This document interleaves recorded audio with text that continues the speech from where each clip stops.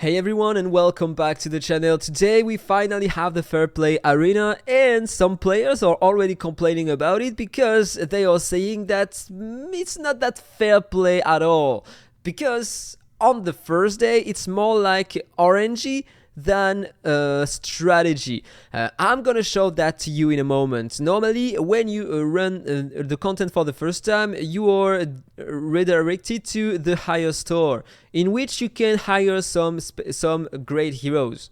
Or not, because every player has a different store. You can refresh it one time a day, so be sure that you acquired the heroes you wanted on the first rotation. Otherwise, you won't be able to buy them after. So you start with the same heroes. You have Grandy, Lester, Oboro, Sinov, Justy, and I don't remember the name, Reeves. And then you have to buy some heroes. So at the beginning you have 20 coins, and with the 20 coins, I decided to keep them until I get some more. When you lose a fight, you get 4 coins. When you win a fight, you get 6 coins. I think you get some coins depending on the number of lineups you were successful in. But today we have only one lineup. If you have a look here, we need to set up the second lineup for tomorrow. And I don't know if we are going to be able to change the heroes in our lineup tomorrow. Because on the patch note it was written that we could change only the order of the teams, but that we couldn't change the heroes inside. But as you can see, we can do it for now. So I don't know if tomorrow it is going to be blocked or not. So RNG, because everybody has different heroes, and if I show you my fights, for example, you are gonna see directly. So I won 50% of my matches because I used at the beginning the first heroes I had.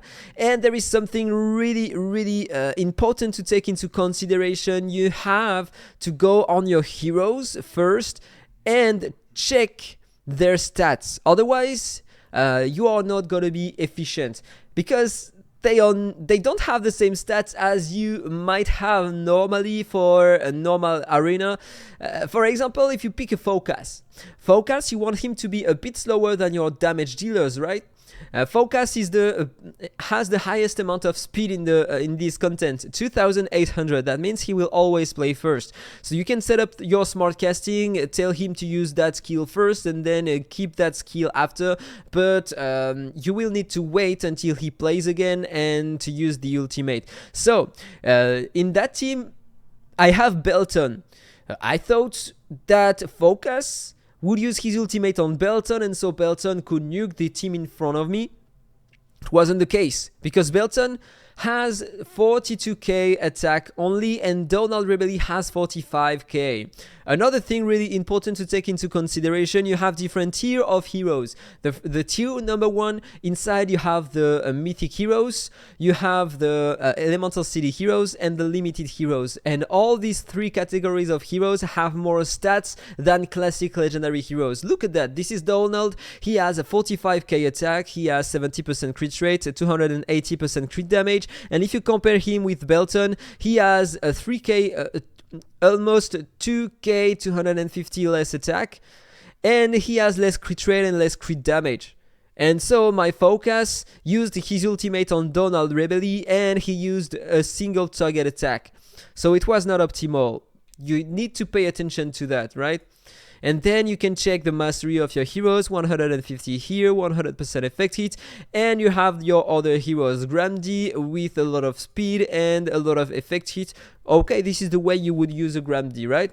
But you need to pay attention to others too, because as you can see, there is a Sinov here. Normally she is a turn meta manipulator, and if you have a look to her stats, it sucks. She has only less than 2000 speed. So she won't be able to control the turn meta of enemies or increase your own turn meta efficiently. If you have a look to Lester, you want on that hero to increase only the attack and crit damage, because he has 100% crit rate when he has that buff on him. He has 60% crit rate and a bit of crit damage. So they are not optimal, clearly not. So you need to pay attention to the stats of the heroes you are going to use before using them. Otherwise, it won't be optimal. Let's check some fights, for example. If I go to battle record, so let's check the first one, and you are going to laugh. Clearly, you are going to laugh. Look at who is going to play first. Liz is playing first. She's an epic support, and normally, Sinov is an epic support too, so you want to have the same amount of speed, and in fact you want to have always more speed on Sinov because she is a turn meta manipulation, and Liz isn't, right? 2785 speed on Liz, an epic support, and Sinov, I don't understand why it is designed this way. And you have Tuck in front of me, huge speed on Tuck. He is a tank, and he has the same amount of speed as supports. He has a lot of effect kit also, so he's gonna freeze my entire team almost. Sinov is immune to freeze, but I won't be able to do many things, in fact. Because I lost the first action, and now I don't have the crit guaranteed on my Lester. And so I can't deal a lot of damage, and I lost the advantage. And Makin is destroying my team. He's a great hero. And if you have a look to the RNG, the real RNG, then you are facing some teams like that. Yes, there is an Ogradis in front of me, and look at what is going to happen.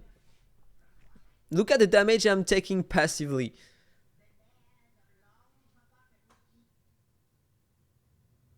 I die without doing anything.